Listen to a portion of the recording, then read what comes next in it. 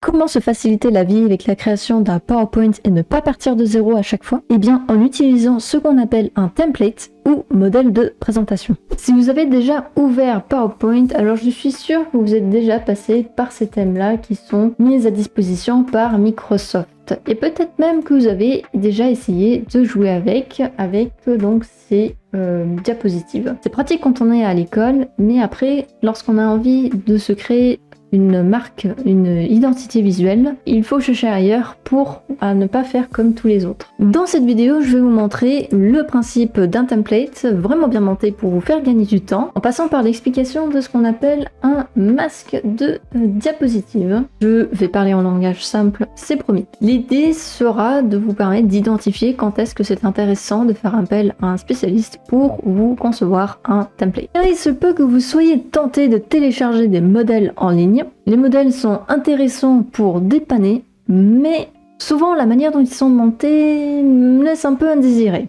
On gagne pas forcément du temps avec, en fait. C'est quoi donc le principe d'un template? Eh bien, la mise en page prédéfinie d'un template de PowerPoint se fait dans ce qu'on appelle le masque de diapositive.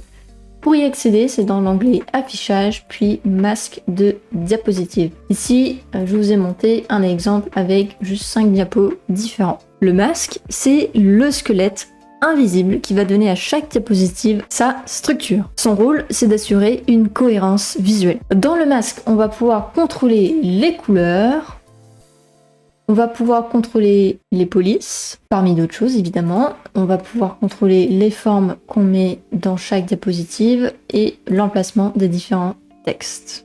Et une fois que le masque est configuré, eh bien, chaque nouvelle diapositive que vous allez créer respectera automatiquement cette disposition. Donc si je montre un exemple, dans nouvelle diapositive, vous avez les squelettes et si on rajoute, eh bien, on a l'emplacement des textes qui sont automatiquement insérés. Et quand c'est bien construit, eh bien, on peut voir rapidement les bénéfices.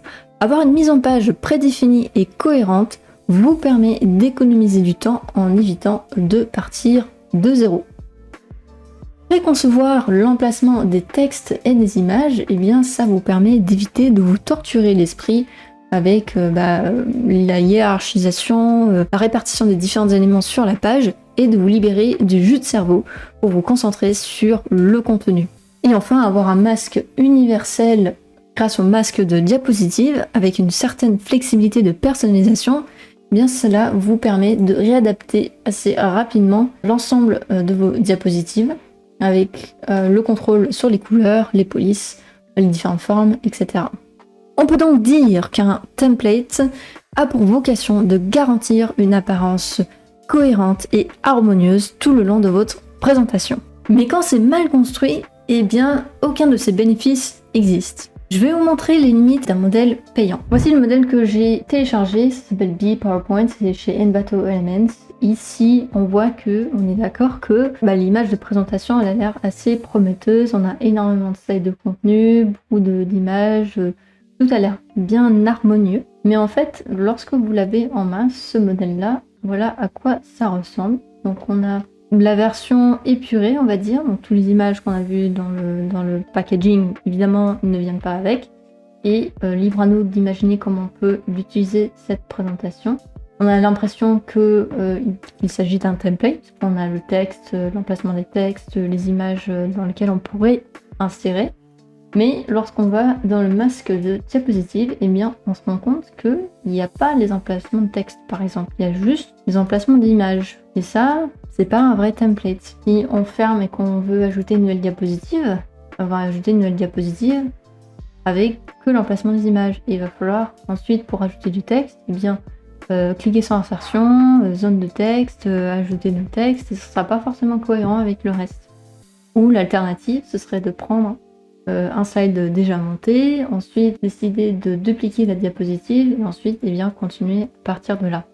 Ce qui pour moi n'est pas pratique et fait perdre un peu de temps quand même. Et par ailleurs, eh bien, on n'a pas non plus le contrôle sur les couleurs de différentes formes et sur les polices, puisqu'ils ne sont pas dans le masque.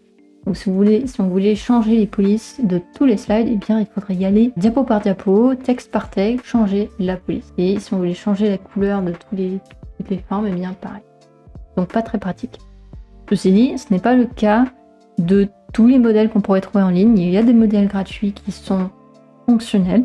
Celui-ci, c'est un modèle que j'ai téléchargé chez SlidesGo, modèle voilà, avec son style sur le système digestif. Et lui, si on rentre dans masque de diapositive, on voit qu'il y a les emplacements de texte et les emplacements d'images qui sont posés avec la bonne taille, etc. Donc celui-ci, il est plutôt fonctionnel. On peut l'utiliser si c'est un style qui peut correspondre à ce qu'on a envie de présenter, pourquoi pas. Bref, donc il y a des modèles qui sont intéressants, mais voilà, il faut savoir pouvoir identifier les bons modèles des mauvais modèles.